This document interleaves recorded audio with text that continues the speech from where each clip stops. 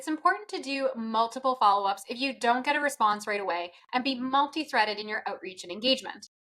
If you don't believe me, then maybe these stats from HubSpot will convince you. 60% of customers say no 4 times before saying yes. 80% of sales requires 5 follow-up calls. And did you know 48% of salespeople never even make a single follow-up attempt? And what's more is that 44% of salespeople give up after 1 follow-up call. So, what should you do? We put together some do's and don'ts to help you navigate this. Let's go through the do's. First, personalize your email. Using someone's first name is the baseline, but including a relevant hook that's relevant to both them and your ask will help you stand out from the crowd. Next, make sure you're keeping your email brief and clear.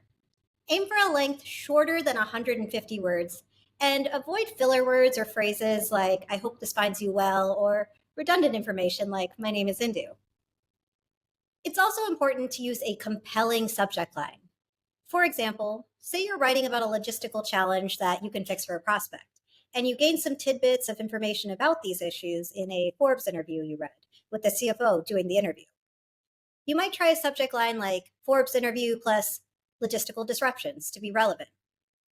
And a really big one, always show you've done your homework. Using wording that demonstrates you understand their language, industry, or persona is very critical. Use their vernacular. For example, if you're pitching a revenue intelligence platform and know they refer to their salespeople as sales directors instead of account executives, be sure to use that wording in your email. To tie it up, be sure you've ended your email with a clear call to action about what the next step is or by asking a question.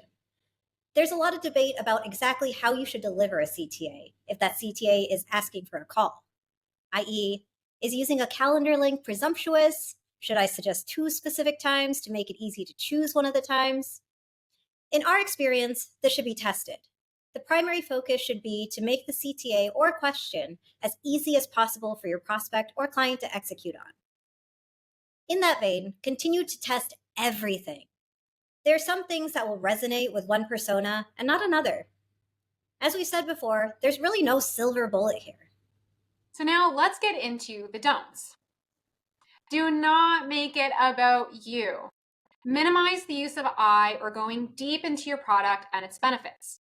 The key is to get them a little interested by amplifying their pain and hinting at a solution, not to sell over email. Also, don't use buzzwords or jargon. This can make your message sound inauthentic and hard to grasp.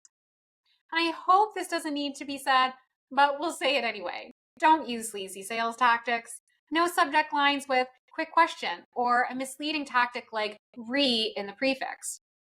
And going back to our very first lesson here, don't give up if you don't get a response the first time.